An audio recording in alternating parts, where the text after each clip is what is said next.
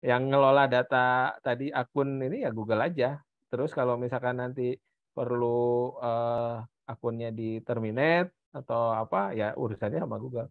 Nah, untuk kaitannya ke PDP, yang seperti Google-nya ini kalau salah satu yang memang kami lihat ya relevansinya sangat tinggi itu adalah penyelenggara sertifikasi elektronik yang di bawah Kominfo, karena dari sisi regulasi udah ngerucut ke situ.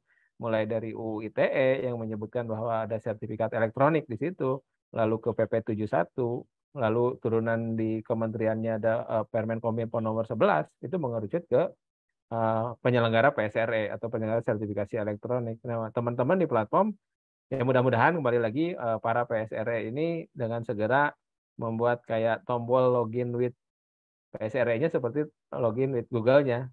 Dan kalau perlu data-data yang lebih spesifik, yang sesuai aturan, itu nanti dimintain konsen kan bahwa oh ya saya memberikan konsen ke platform A dari data saya yang ada di VIDA dan itu spesifik saya kasihnya nama, alamat misalkan. Kalau di Google juga kan ada pilihan mau sampai nomor handphone atau nama doang atau itu secara konsep teknisnya sama. Jadi nggak perlu khawatir dan jadi wah ini masih bootstrap udah mikirin yang ini ya mudah-mudahan dari sisi yang lain para PSRE ini, para penyedia identitas digital itu sudah bisa mensupport lah sebelum grace period dari peraturannya berakhir misalkan.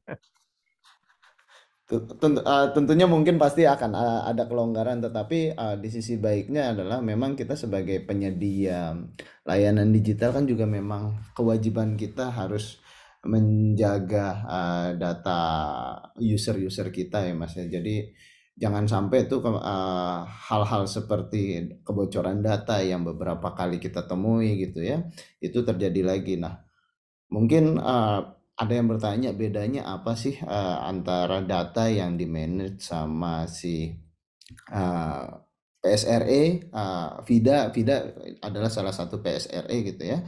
Kita dengan data yang disimpan dengan oleh penyedia layanan lainnya gitu ya. Ya, kami menyimpannya itu di datanya berupa sertifikat elektronik yang memang sudah menjadi standar global. Jadi datanya itu menggunakan PKI ya Mas ya.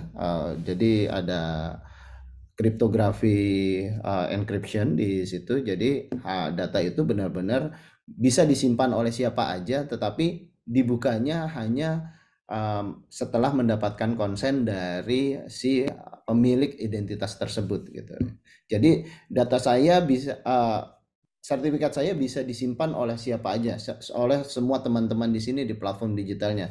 Tapi untuk bisa digunakan, untuk bisa dibaca itu harus melalui persetujuan saya dengan melakukan autentikasi yang dalam hal ini kita menggunakan autentikasi biometrik gitu. Gitu.